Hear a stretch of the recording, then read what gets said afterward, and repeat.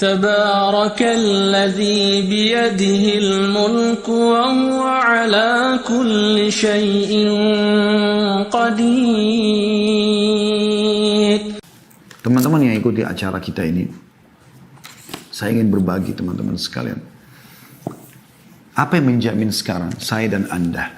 Saya mungkin di ruangan ini, Anda mungkin di tempat Anda masing-masing. Seseorang di antara kita tiba-tiba melihat malaikat maut. Dan itu pasti terjadi. Tidak mungkin tidak. Anda tidak akan mungkin bisa luput dari itu.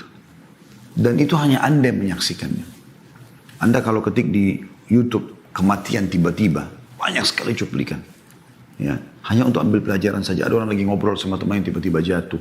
Ada orang yang lagi mabuk-mabukan nyanyi-nyanyi jatuh. Ada juga orang yang lagi ceramah meninggal. Orang baik, orang jahat semua akan mati. Bahkan orang nabi-nabi pun sudah meninggal. Dan pada saat itu teman-teman, kita udah gak bisa buat apa-apa. Pada saat malaikat maut itu datang, kita gak bisa buat apa-apa. Yang ada cuma penarikan ruh. Apa kata Nabi SAW? Kalau orang beriman akan melalui kematian, maka akan datang kepadanya 3 sosok malaikat. 1 malaikat maut di ubun-ubun kepalanya, 2 malaikat kasih sayang di kiri kanannya, membawa kain kafan dari surga. Kemudian malaikat maut akan mengatakan, hai jiwa yang baik, keluarlah kepada rahmat dan karunia Tuhanmu. Maka roh itu keluar dengan sangat cepat seperti air dari mulut kendi. Belum sesaat keluar, dipegang oleh malaikat rahmah kasih sayang tadi, lalu dibungkus dengan kain dari surga, lalu dibawa ke langit, menembus 7 lapis langit, menghadap kepada Allah Subhanahu Wa Taala. Ya. Kemudian setiap malaikat yang dilewati oleh roh tersebut bertanya kepada malaikat yang membawanya, siapa ini? Ruh siapa ini? Karena mengeluarkan bau lebih wangi dari kasturi, dari bau kasturi. Semoga kita insya Allah termasuk itu. Maka malaikat rahmah mengatakan, Fulan bin Fulan, namanya yang paling baik di dunia. Ini penyampaian Nabi SAW, bukan penyampaian saya. Ya, ini wahyu yang diberikan bocorannya kepada kita. Bagaimana prosesi orang kalau meninggal itu. Maka malaikat-malaikat mengatakan, semoga Allah membiarkan ruh ini lewat di sisi kami, karena wanginya.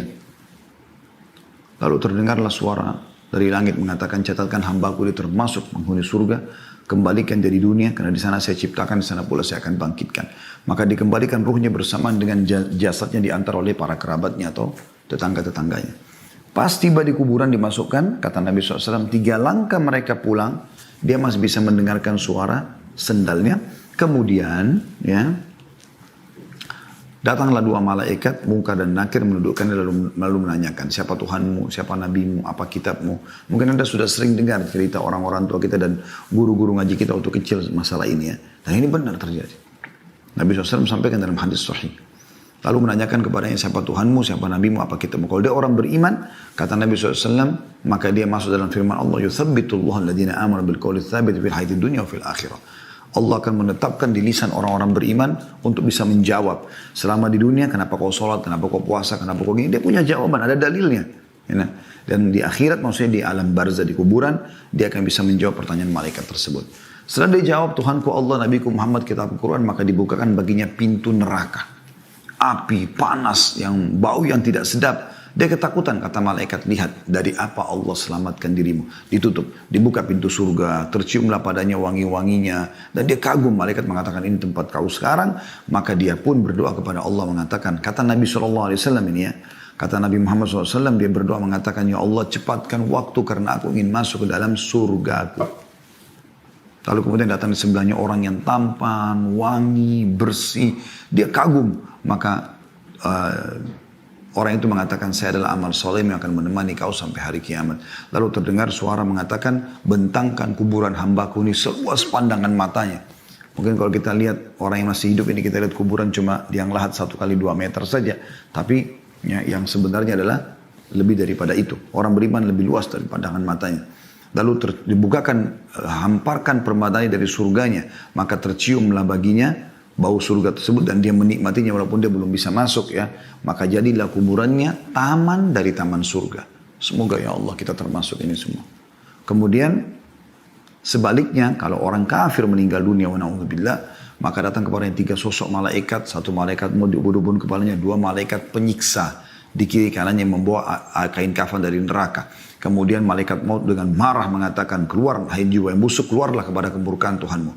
Maka ruhnya berantakan di tubuhnya, tidak mau keluar. Lalu malaikat maut mencabut, menarik dengan keras, kata Nabi SAW, sampai roh itu tercabut, ibaratnya seperti bulu domba yang dibasahkan, dililitkan di pohon berduri, kemudian ditarik dengan keras. Bagaimana berantakannya bulu itu, seperti itulah ruhnya. Belum sesaat keluar, maka malaikat pun membungkusnya dengan kain kafan dari neraka. Baru naik ke atas langit, belum buka pintu langit pertama, masih baru mau meminta izin malaikat yang membawanya. Malaikat atas langit mengatakan, siapa orang ini? Ya, karena keluar bau yang lebih busuk daripada bau bangkai, kata Nabi SAW. Maka berkatalah para malaikat di langit, semoga Allah tidak membuat lewat di sisi kami. Semoga Allah tidak membuat lewat di sisi kami. Kemudian setelah itu terdengar suara dari langit mengatakan, setelah orang malaikat yang membawanya mengatakan Fulan bin Fulan, namanya Fulan bin Fulan, malaikat yang di langit mengatakan semoga Allah tidak buat lewat di sisi kami. Dan ini disebutkan nama paling buruknya di dunia ya. Kemudian terdengar Allah berfirman subhanahu wa ta'ala, catatkan hambaku ini termasuk penghuni neraka, karena di sana dan kembalikan di dunia, di sana saya ciptakan, di sana pula saya bangkitkan. Lalu diantar ruhnya bersamaan jasadnya dimasukkan ke dalam liang lahat. 3 langkah pengantarnya pulang, dia masih bisa dengar suara sendal, setelah itu sudah tidak lagi. Lalu malaikat mungkar nakir datang mendudukkan dia, lalu menanyakan siapa Tuhanmu, siapa nabimu, apa kitabmu. Walaupun teman-teman hafal mati jawabannya ini, maka dia akan masuk dalam hadits ini. Kata Nabi SAW, dia akan mengatakan, innama aqulu kama kana yaqulun nas. Saya nggak tahu, saya cuma ikut-ikut dulu orang bilang apa. Gitu. Nah, akhirnya setelah itu dibukakan baginya pintu surga. Dia lihat permadani, buahannya, pelayannya, indah sekali, baunya wangi. Lalu dia gembira, tapi kata malaikat, lihat dari apa kau haramkan dirimu. Harusnya kau bisa masuk sini, tapi kau sendiri yang buat ini. Ditutup, dibuka pintu neraka. Panasnya, bau busuknya, segala macam. Kata malaikat, ini tempat kau. Tidak bisa kau lari dari sini. Maka dia pun mengatakan, ya Allah jangan cepatkan waktu karena aku tidak ingin masuk ke nerakaku. Lalu datang di sebelahnya orang yang busuk tampangnya, menakutkan.